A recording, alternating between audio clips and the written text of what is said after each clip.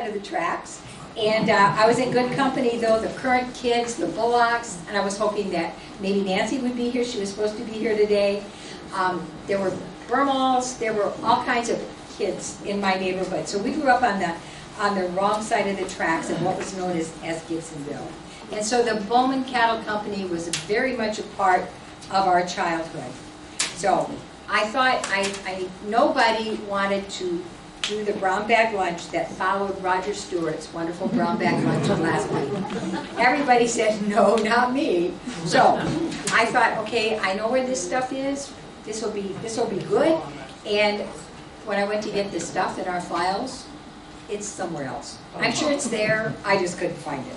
So anyway, we have what we have, and thank you for everybody that came in.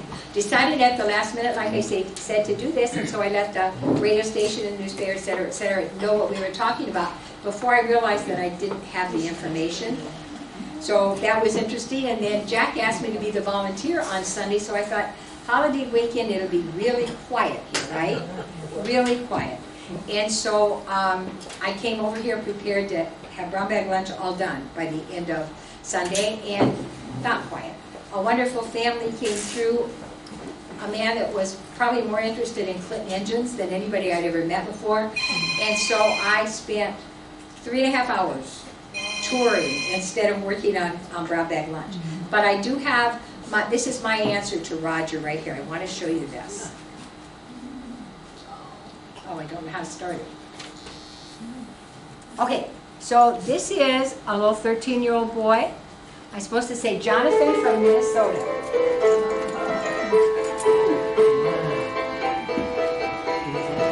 Can you hear that? Yeah. Can you hear it?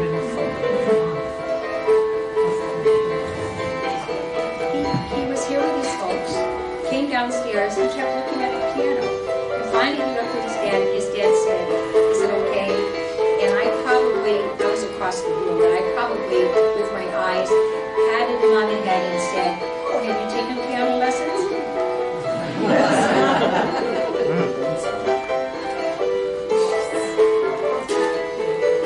He has no music.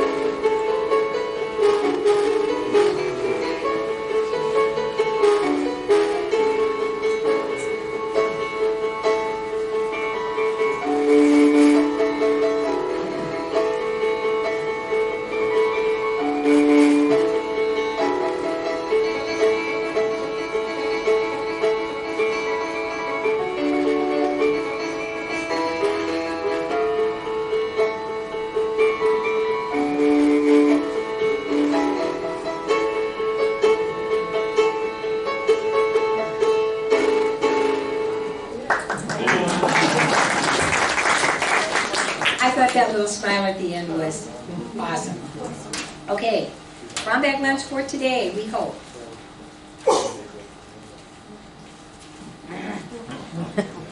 I tell you.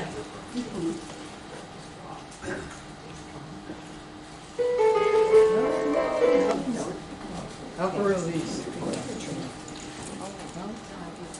Okay, so this is the old depot, as you know, the first old depot on East Platte Street. Not the one that you're used to seeing that burned, but the first depot. And this is where the old Chicago-Milwaukee-St. Paul Railway went through on Platte Street. But just a block to the north was Quarry Street, right? And that's where the railroad stockyards were. Now, I haven't been able to find, and Ken said he didn't know an exact date for when those stockyards were opened. But we do know that the stock pens were owned by the railroad. And one reason that I'm so interested in this, and this is such a part of my life, not just because I live there.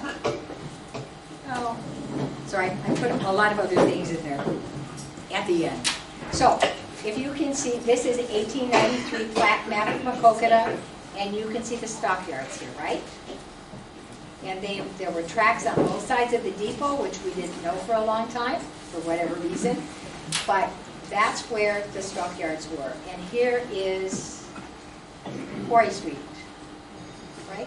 Platte Street, Quarry Street. So that just kind of orients you, okay? And then this is First Ward, the Hood. It was known as Gibsonville in the time.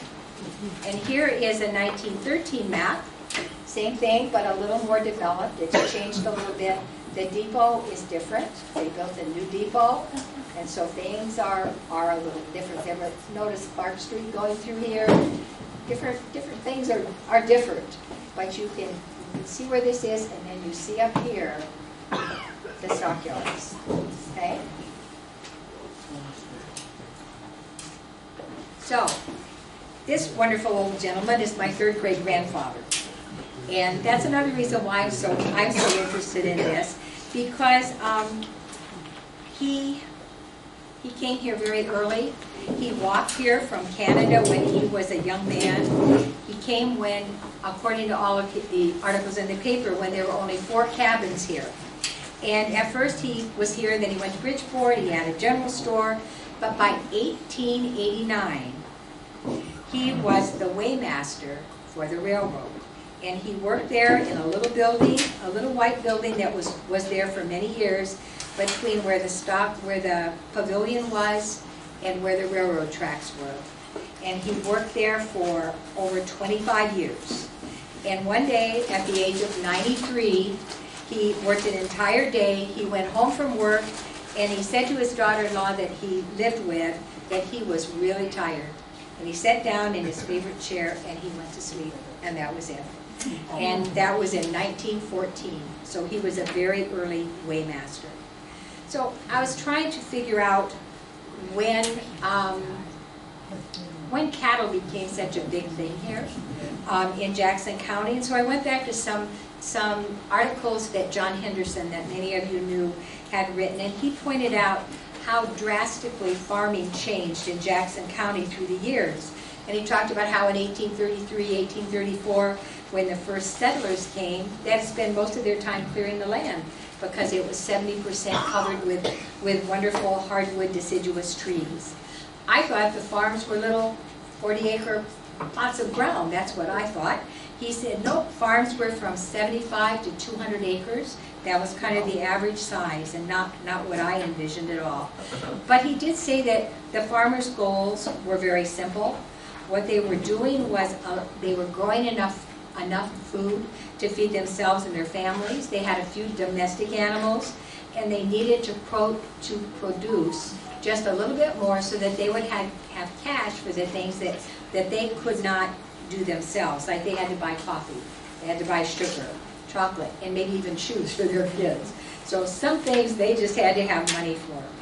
He talked about how they brought with them a steel plow, and with the oxen they cleared the timber and they broke the sod and they planted wheat.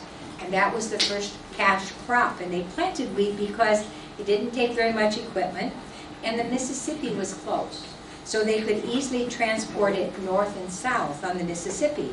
And it had a third advantage in that it made a good pasture for animals. So that's how that kind of got started. But that was pretty much the scenario for the 1840s. And then, in the 50s and 60s, according to John Henderson, wood was as important as an income as agriculture, because there was such a great demand for cut wood, for lumber to power the steamboats up and down the Mississippi, and of course in 1870 for the lime kilns a little later on. And then came this. So this is a picture of course, the Chicago Stock Exchange, okay? But then came Christmas Day of 1865, says John Anderson, and the famous Union Stockyards of Chicago opened. It was billed as the first great centralized livestock market in history. And it took until 1870 for Jackson County to get aboard, because it was in 1870 that the railroads came here, right? And they couldn't do much until the railroads came. But that was a great turning point for here, because now markets, instead of just north and south, were available. Because of the railroads, markets to the east and west were available as well. And it was important also to development of agriculture, because now as they started growing livestock, raising livestock, they could get cash for livestock as well as for grain. So agriculture changed then from wheat to corn because of that. And it dramatically changed from a cash crop. Corn was no longer quite the cash crop, it was more of a livestock feed. And that's when livestock really increased dramatically in this area. And there were large stockyards all around, and a large meat packing plant in Sebula. Large stockyards in Hurstville, at Gordon's Ferry, and just important cattle yards all around. Well, after 1900, agriculture changed again, because farmers began to diversify. Remember when that happened? The old farmers used to do a little bit of everything. They had all kinds of animals. They grew all kinds of crops. They began to diversify. And so instead of a little bit of everything, they raised either hogs or cattle. And if they raised cattle, they raised dairy cattle or beef cattle. And then by 1920, it wasn't just that. They either raised beef cattle, they either raised the beef cattle or they finished them for market. So everything became diversified. So this is something I just added this morning that Marcella brought into me.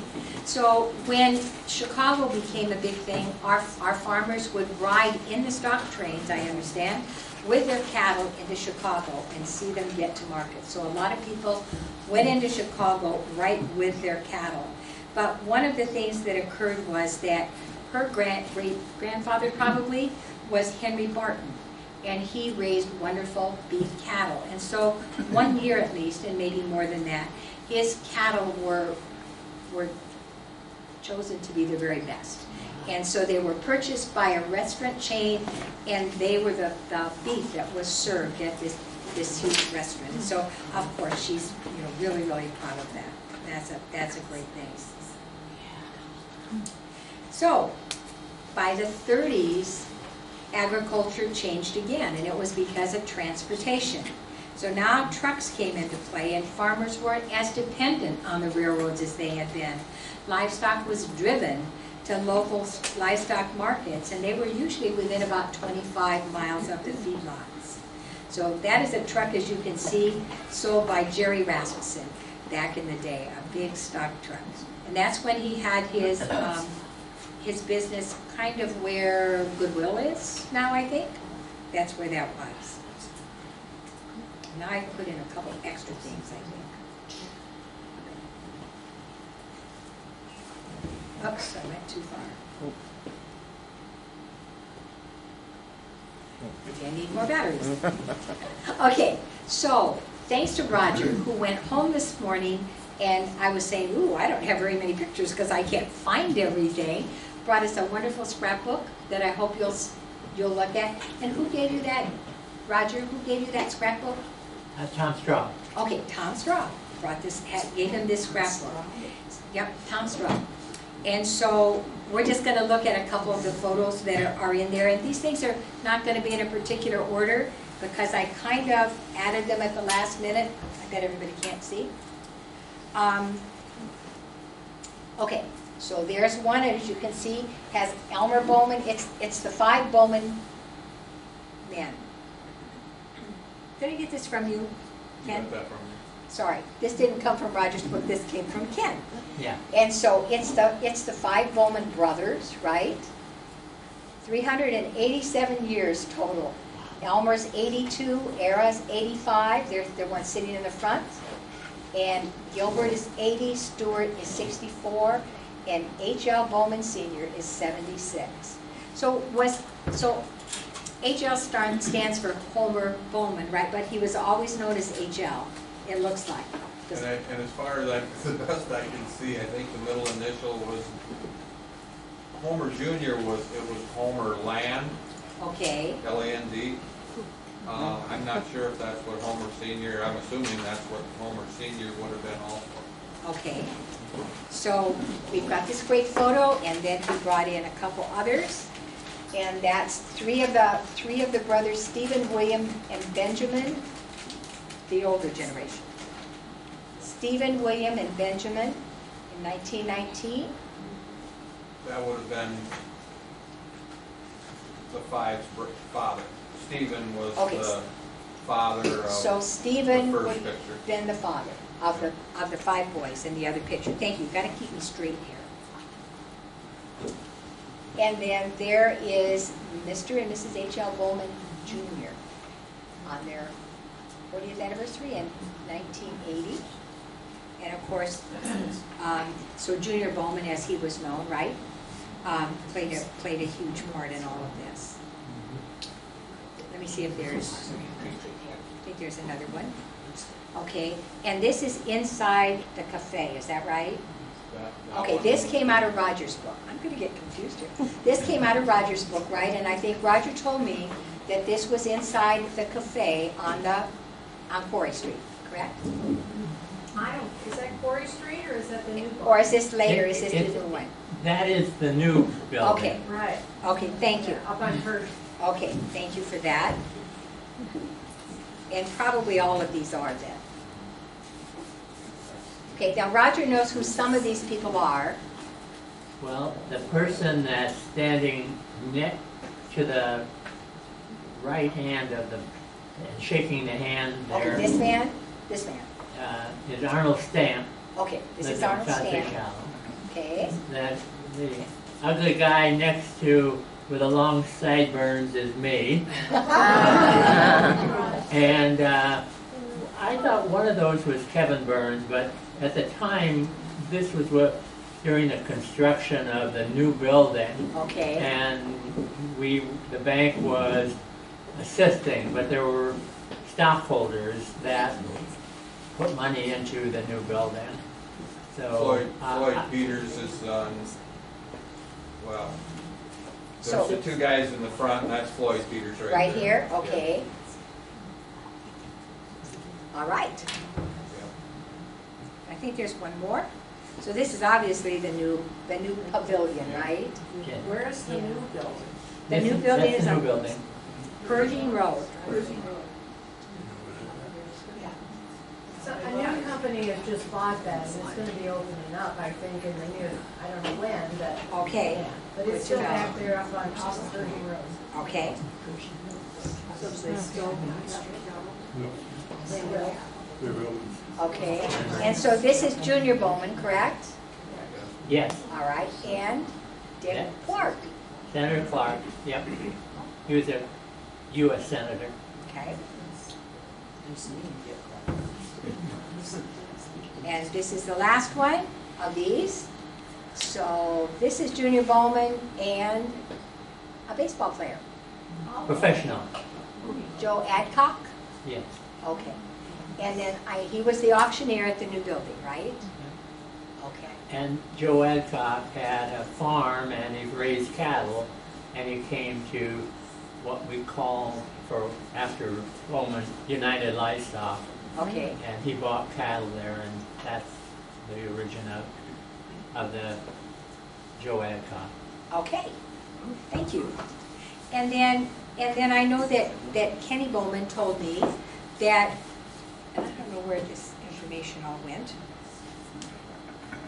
that Stephen Bowman, who was the father of the 5 brothers, was the one that financed the youngest son, that was H.L. Bowman, to begin the Bowman Cattle Company to begin with. So I thought that was pretty neat.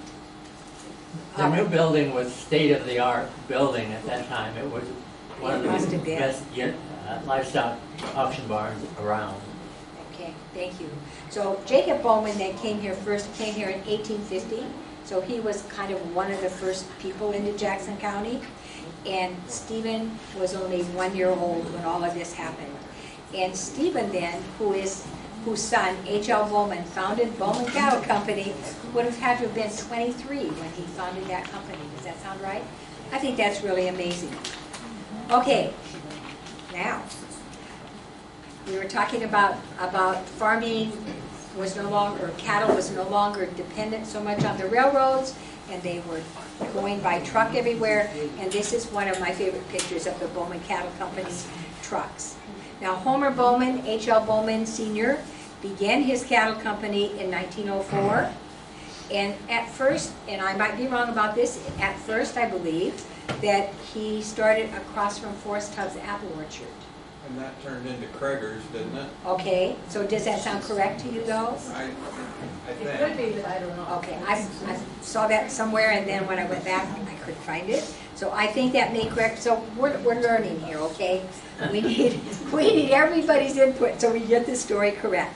But it was 1930 then when Homer Bowman moved to the Quarry Street location in 1930.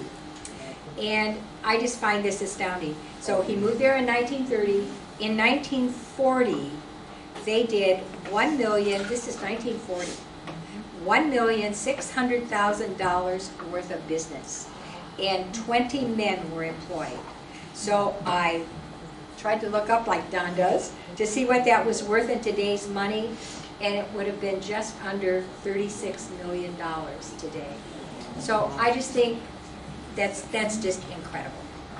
Okay, so again, I apologize. I had all these pictures in this file that I know is here somewhere, but we'll have it when we get ready for the compendium. So, 1940, $36 million in today's money. But in June of 1941, there was a devastating fire, and it destroyed the sale barn. Probably nobody remembers that. What was the year again? 1941. Yeah. Nobody probably remembers that.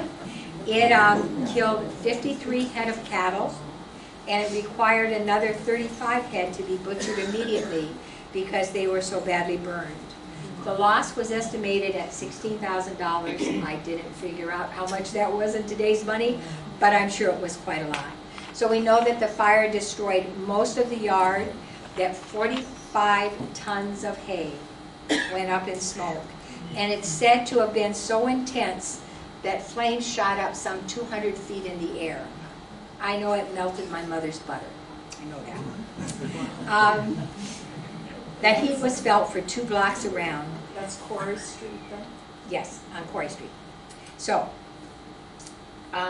reading the newspaper article, which I'll find, states that the firemen arrived there at 3:30 in the morning. And then I found this to be strange. And then it said, right after that, the only person injured in the fire was Mrs. Walter Castile. And she suffered a broken left arm when she fell as she was trying to get out of the way of the stampeding cattle. So then I wondered, now what was Mrs. Walter Castile doing at the stockyard at 3:30 in the morning, right? But, so I think I found the answer to that. So, being from the hood, I interviewed my friend Bill Earls. A lot of you knew Bill Earls. Well, he also grew up in the hood. As a young boy, he helped his father, John Earls, who worked for Bowman's for many years. And Bill remembered that early morning fire. He was a boy. He heard the alarms as they went out. He saw his father pull on his pants and run out the door. Didn't even take time to put on his shirt and shoes. because what they were afraid of was that the oil storage tanks and things across the road, maybe that's where the fire was, maybe they would explode, so everybody was, you know, really, really in pain. Now, I think back in the day, that was either Ed Schwank's, Shanks? Shanks. Okay, Ed Shank, we know Judy, right? Joan. Jody. Jody, thank you. Okay, it was either Ed Schwanks at that time or Howard Baker by then, and I'm not sure who owned the oil company, but it was Baker Fuel and Coal. I'm not sure which one it was. But the fire again was very, very fierce, and Bill remembered that for weeks his dad's feet were blistered from standing on the metal roof and holding the fire hose trying to put the fire out. He also recalled how they tried so desperately to free the cattle from the pens. They were trying to, there were hundreds of cattle there, and they were trying to save everyone that they could. And he said everything that was going pretty well until a bull about 2,000 pounds passed through the gate. And for some reason, that bull turned and started back in, and then he died right in the opening and fell. So you've got 2,000 pounds of beef, and the rest of the cattle couldn't get out, or a lot of the cattle then couldn't get out. So that was really sad. But he then solved the mystery of Mrs. Walter Castile. He said that it was because there were hundreds of cattle in the stockyard at the time of the fire, and they released as many as they could, just get them out of harm's way, and that they ran wild through the town for many days until they could get them corralled and loaded up and taken back. So there were cattle everywhere, so I assume that she wasn't at the barn at 3:30 in the morning. But it's unfortunate that happened. Okay, I tried to take a picture for you of the blueprint. We have a wonderful blueprint of the, but it's from 1952. But hopefully you'll come up and look at it later. A blueprint of the stockyards on Quarry Street. And it's really very interesting. You see how where the railroad tracks went through, you see how many pens there were, and you see where the oil station was, and the sail ring, and the kitchen, and the restaurant, but you see all the other things that probably we never saw, you know, that was way out in the back. So this is a really interesting thing to look at.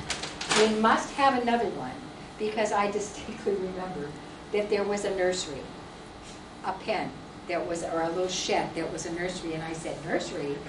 And they said a lot of times the cattle that were brought in would drop a calf. And so that calf would be taken to the nursery, and that wasn't a rare occasion at all. So I know this is not the only blueprint that we have, but it is interesting, so please do come and look at that. Okay, so after the fire in June of 1941, by late August of that same year, the new Bowman Sales Pavilion opened. And again, I don't have the photos of that, I'm sorry. But Tom Simpson owned the site, the Quarry Street site, later on. And that was before, I think, he sold it to Ken Moore. I might be wrong about some of this. It was built of cement blocks, and the many pens and the many loading blocks, et cetera, et cetera. So it was just an amazing place. But to talk about the pavilion and what a neat place, and somebody said, what a wonderful place, but this is the old one, what a wonderful place it was. It had kind of amphitheater style seating, you know, up high and down. And so that you could sit in there and you could look down in the arena and watch the cattle that were brought in and listen to them being auctioned off, bid if you were going to bid. And the cattle, we're told, were auctioned usually in lots, and then they would be herded onto a scale, and then they would be driven out the west door and put in pens, and they were holding pens. And we know that there were 4 pens, and each had its own loading dock. So when the train pulled up to the stockyard, 4 railroad stock cars could be loaded at one time from each of these pens. So I thought that was pretty ingenious. So the pavilion and the barns and the restaurant, etc., were owned by the Bowmans, but the railroad owned part of the stockyard where they were loaded and everything. That was always owned by the railroad. And another thing I thought was interesting, and Bill Earls told me about this, you remember that in the 20s and the 30s and the 40s, that boxing was really important. It was a big amateur sport, and lots of boxing went on around here. And because that was such a wonderful place for boxing, that many of the matches were held inside that pavilion. And so we're looking for more information about that. But Bill told me that they would erect a boxing ring right in the center down below with, you know, the ropes and the whole deal. And that Golden Gloves, of course, was a big thing back then. You all remember that Joe Martin was a great boxer. Joe Martin was ready to turn professional, I understand, when he was injured badly, and so he couldn't continue, but he always coached. The Lancaster boys that lived in the hood, they were quite great boxers. Billy Croce, there were a lot of people that were really good Golden Gloves boxers. And so a lot of that took place in the pavilion. And then Bill recalled that he thought it was Bowman's, also had a large wagon. And that wagon, they would put a ring on that, and they would pull it from place to place so that they could have boxing matches in the old ball field and places like that. So, at the time that everything was rebuilt, the new restaurant was added for the convenience of the farmers and the stockmen who came from distant points. And I just remember it was Rocky's Cafe. What other names did it have? It had other names, I'm sure. After Rockies, it was Don's Diner, and Okay. Galen Kramer and his wife had it for a while too after Maxine. Okay, But it was always Rockies. It was, you know, I don't know who actually ran it before her. okay. Yeah. But did Frances work there too? Frances really might have worked down there too. She Jack worked at told the me, new one. Jack told me that she worked at the new pavilion. So that's all I know. So just a couple more things to say about the old one, and then we'll move on. Homer Bowman, we know, because of all these things that I couldn't find to show you. We know that he would go on huge buying trips, and he would have cattle shipped back. And then the people that worked for him, this 20, 30, 40 people that worked for him, would have to come in the middle of the night and help unload all of these cattle that always seem to come in the middle of the night. And they would have to unload them, pen them, water them, feed them, get them bedded down for the night, I guess. So, okay, there is Junior Bowman, I believe, and they had. That's my house in the background where I live. Is that okay? You know, I looked at that and I thought, wow, that looks Well, familiar. that's taken on the bank where my mom and dad lived. Okay, You know, right there is probably, you know, my mom and Okay. dad lived there, and yeah, that picture was taken right there on that hill, and then that's. thank you. That's pretty neat. So I'm assuming this is a fair parade, and this was Bowman's way of advertising their upcoming auctions and whatnot. So I enjoyed that picture. And then this picture I think came from Linda, but I had to use it for this because we neighborhood kids that lived in the hood, we had to walk by the Bowman Cattle Company every day on our way to school and every day on our way back from school, and we would see all the pens filled with cattle, and it was just kind of interesting. They were very vocal, I must say, noisy little guys. I went to sleep many nights with the windows open in the summertime, hearing the cattle, and they were definitely odoriferous. Okay? All right. And the cattle cars. So another thing that I clearly remember was the cattle cars and what it was like to live on the wrong side of the tracks and trying to get to school every day and get home from school every day. Because when the cattle trains would come in, the cars would extend for blocks. There would be dozens and dozens of cattle cars. And they not only blocked Platt Street, so you couldn't get to where you were going, they blocked Quarry Street. And we were trying to go down Quarry Street to get to the first ward and second ward school. And so we were always late for school. So When did the trains quit coming, do you know? I don't know. I don't remember. Well, maybe I do. Okay. not for sure, but maybe. But we as kids, you know, kids solve problems. We as kids solved the problem, kids in the hood, we just crawled under that train car and went off to school. I don't remember one ever being as clean as this one. I don't. It was pretty badly. I'm sorry? Where was the school? First ward and second ward, and you're making me date myself. It was before Briggs. Okay, so, but we crawled under that until my mother found out. And then there was war, and we did not climb under those anymore. Okay, so I want to thank Linda for these pictures that she donated at some point.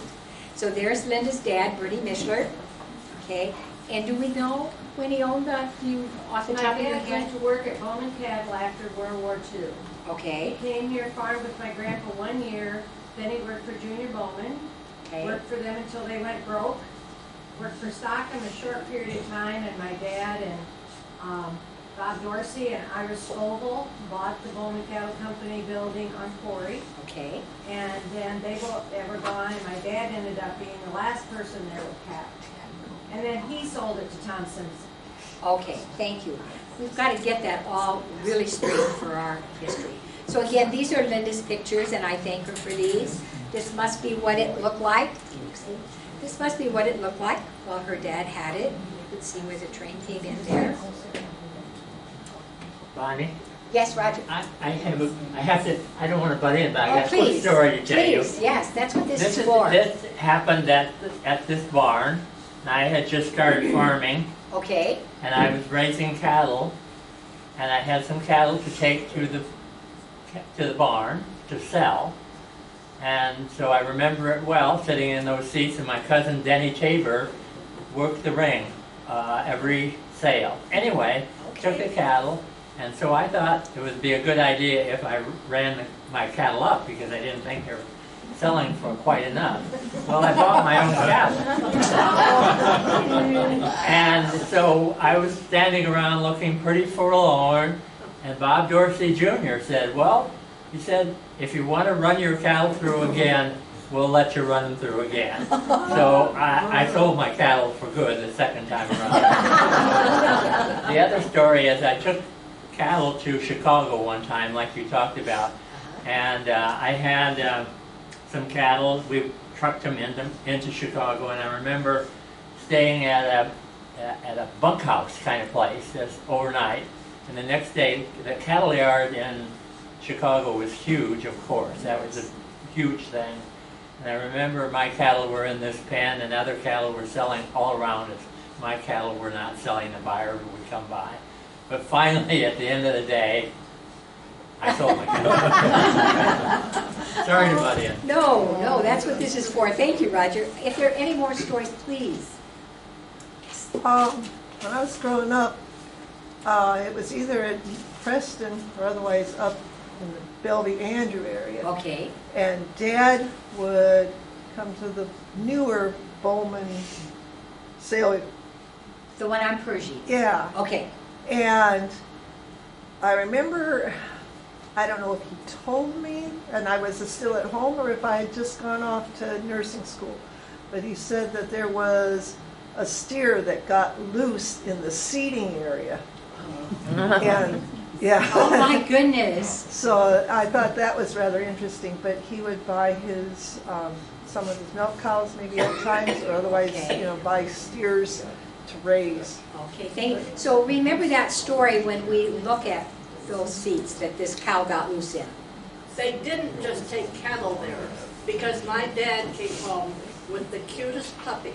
And brought it in and brought a litter in, and my dad bought the dog for 50 cents. Oh my gosh. And he was part Chinese Chow, so we called him Chowsy, and had him all the time I was growing up. Oh, that's wonderful. When Okay. it was called Quarry Street Cafe, that's when Don and Mark Zyman Okay. ran the restaurant at that time. Okay, thank you. And we moved to Preston in '72, and we heard the railroad was just, it was stopping. Okay. So these are more of Linda's pictures, and this is toward the end, right? Yes. Yes. So there's the cafe. This was the office, the door on the right was the office. Yes, okay, and then there's about 3 pictures of the stockyards, the holding pens and that sort of thing that I probably don't know very much about. Though I certainly walk by them all the time. And that must have been the one closest to the railroad tracks, I believe. Yeah, those are the old. Yeah. So those are the chutes that they drove them through to load the trains. And then the scale was just there on the left. Yes, and I know that there was a, well, I'll tell them when I get there, I guess. Okay, so now these are pictures from 2004. And these are pictures that Mitch and I took because that was when Tom Simpson owned it. And they were getting ready to tear out the cattle yards. And so he invited Mitch and I to come and go through it. So this was the weight room, and I'm just going by what he told me.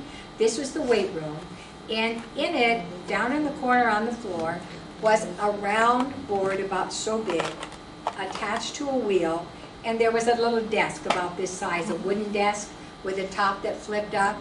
And this wheel, if you can visualize, was on the side, and it had little metal clips all the way around it. And then there were some tags about so big, bright colored tags with numbers on it that I assume were cattle lot numbers maybe, or something. And he told me that that was left over from way back when my grandfather was the weighmaster. That's what he used. And it had always been down there, so he gave me that. And I have that, and it's a wonderful thing. And I thought about bringing that in today too, but Glenn Woods weighed most of the cattle. did he in later years? Yeah, my grandfather was really early. So, my grandfather would have died in 1914, and in 1904, Homer Sr. started it. So he would have worked for him for a short time before he died. But they do. It's the ugliest thing you've ever seen. But I'm just so happy to have it, so that was neat. But this is from that tour of 2004, as they were getting ready to tear down everything except the cafe and the pavilion. Everything else, I think, left at that time. But this would have been the chute that my grandfather and others would have, was the cattle out to the cattle cars. That's the scale. That's the scale, yes, that's the scale, and then it went on out. It went on out. And there was, for years, after 2004, there was a little white building out there. That was my grandfather's little weighing thing. Okay.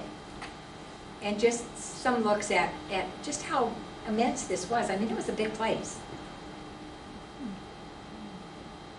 And one of those guys, let's see, in the tan coat, that's Tom Simpson. That's Rubel. That's me. And so we are touring this place, and it was just amazing to me, just absolutely amazing.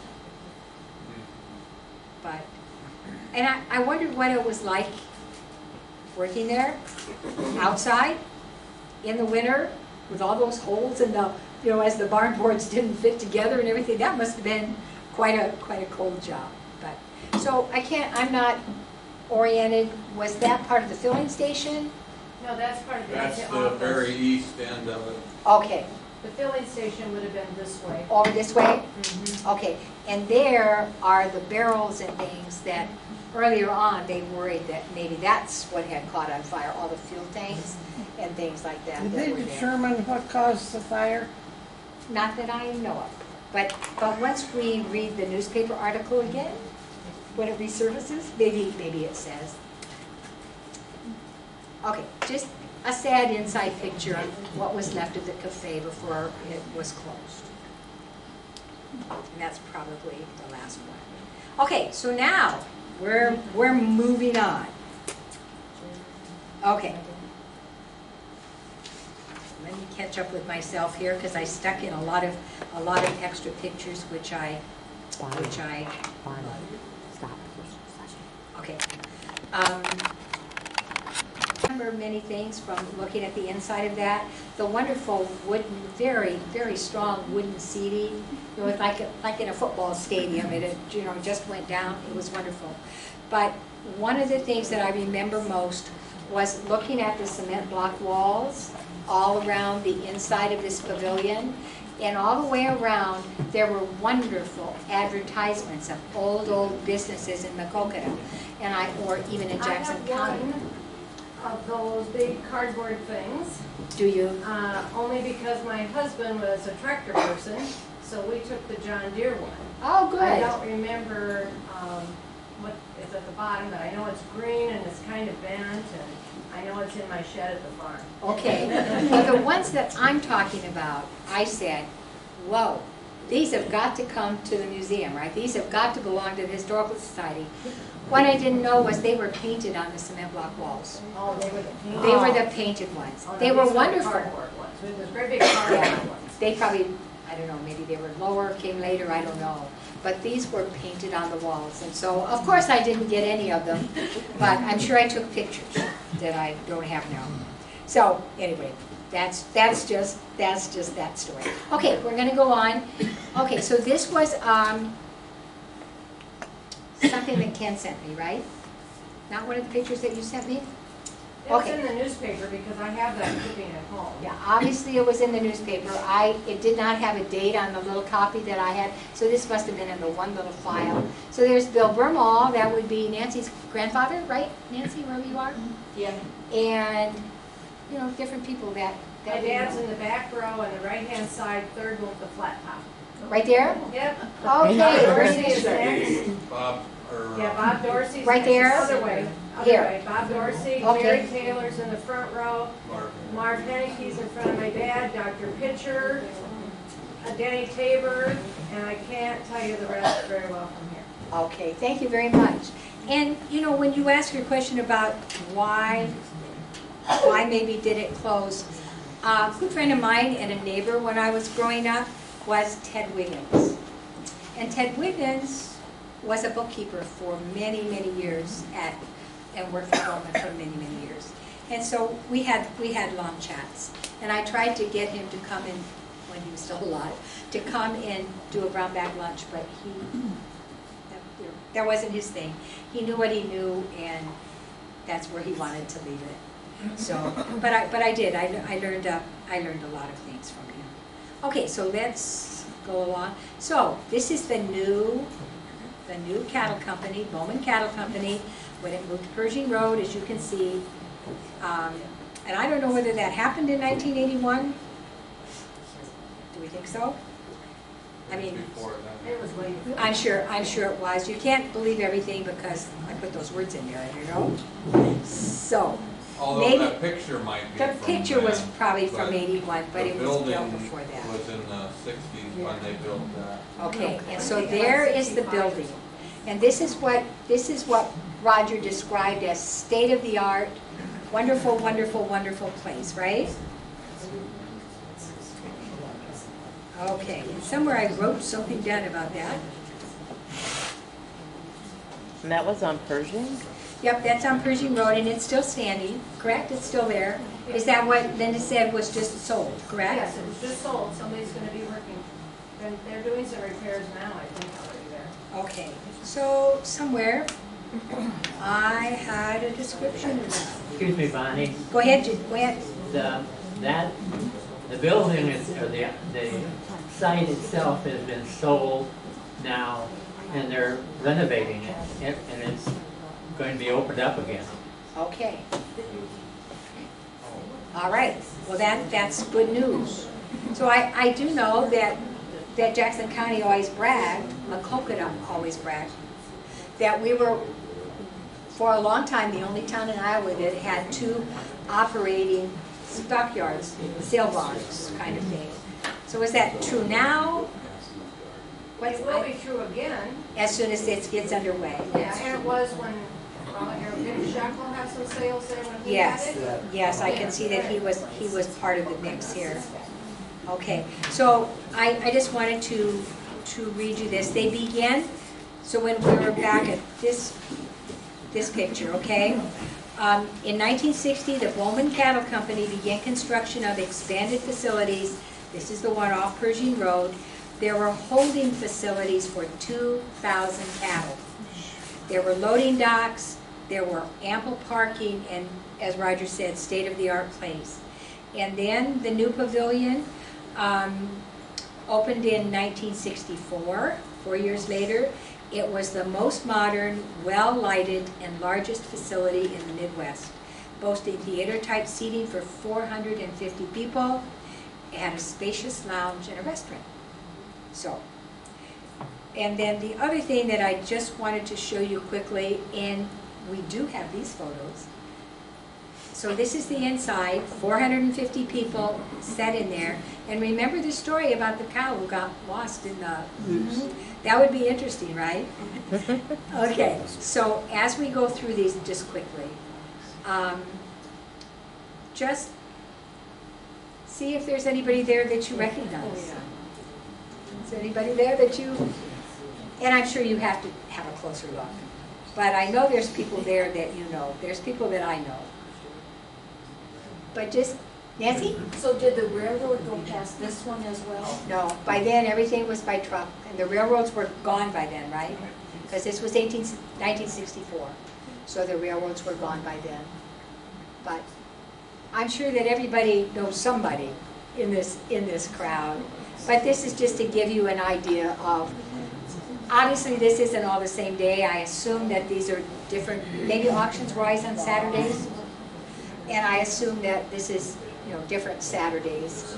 But look at the crowd. But isn't that amazing? Isn't that wonderful for Jackson County? They had several political officials hire. Did they? Visit, yes. Okay. And if you ever want to look at these photos up close, we do have them. They're at the other building, but we do have them. And does it not look like there's grass in here, inside the building? Is there what? Looks like it's grass. No, we saw it. Yeah. Really? Yep. It really looks like it. It is. Okay. Well, I wondered how it could be. But as you look at these pictures, there's just people there that you say, oh, I should know who that is. Okay. All right, so, oops, there's one more, where the cattle came in and the cattle went out. So I don't know whether that cow jumped the fence or what, but I think Dad said it jumped, but how it did it, man, that would be something to yeah, see. but I remember going with Dad to the sale barn. Okay, that's Yeah. really good. Okay, so just kind of, we got some other things to talk about. In August 26th of 1965, there was a Jackson County Sentinel headline that read, Bowman Cattle Company closes. August 26, 1965. And it said, Bowman Cattle Company. One of Iowa's oldest and largest livestock auction markets. H.L. Bowman Jr. was the president manager, employing 44 people.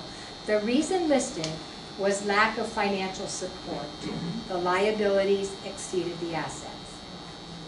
So then, the Bowman Cattle Company then reorganized, and correct me if I'm wrong, reorganized to form the United Livestock Auction Incorporated, and in 1976, Eastern Iowa Stockyards Incorporated, a group of 70 farmers and cattlemen from Eastern Iowa, bought the facilities of United Livestock Auction Incorporated, but continued to lease them out on a per-head basis until they dissolved in 1982.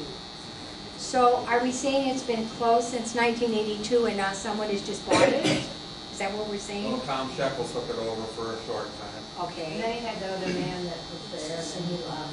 So the tall, lanky guy in the cowboy hat and the boots, Ronnie Myatt was a auctioneer. auctioneer that Okay, this guy would come in the museum and look for information, et cetera, et cetera. He's a really young guy, but he was just, he was interesting. He was a nice guy, but he was just very interesting. Okay, so we have missing years and we have missing facts, but the United Livestock Commission Company was run by Ronald Bowman, Ronnie. Ronnie, and it was deactivated in 1987. And I was thinking that then it became United Auction Center, run by Tom Shekel. And then it maybe went out of business sometime after 2009. And I was listening to KMAQ one day, and there was a discussion about the present day cattle industry. And I'm not a farm girl, you know, so I found this very interesting. But it said that this was in 2009, that Jackson was the leading beef producing county in the state. And all I could think to myself is, you know, when I ride around in the countryside, I see a lot of horses, but I don't see very many cattle anymore. So I thought, gee, how can that be? Anyway, and that's when they said that Maquoketa was the only city in Iowa that had 2 livestock companies. But I need to show you something very fun. Whoa. Okay, can you see that? Yep. All right, that is the H.L. Bowman stock company. That is a cement lentil. I call that a lentil, I think, that was over the door, okay? So that is the back of Kenny Bowman's truck, but I have a better picture for you. So he said this is 6 foot long, 8 foot by 8 foot, and 6 foot long, solid cement. It's very heavy, right? But this was over that door in the front of that building for all those years. The hood was walking by it, going to school and back. And so I was just delighted to see that when that building came down, that was saved. And then Kenny has it, and he's going to find a wonderful place for it. I mean, the pictures that I brought in were a period of time where it was reformed and was called United Livestock. Okay, so I need to kind of slide those down a little bit. Yep. Okay, but here's a really nice picture, thank you, that he sent me last night when I said, hey, I think we're going to talk about this at Bag Lunch tomorrow. Really gave Ken a lot of notice, so I appreciate him being here. But anyway, that is it. 6 foot long and immensely heavy. But it's wonderful to know that has been saved, because no matter where it's displayed, that is a great, great artifact, and I'm glad to see it. Is there anything anybody else has to say? Any questions to ask people who know more than I do?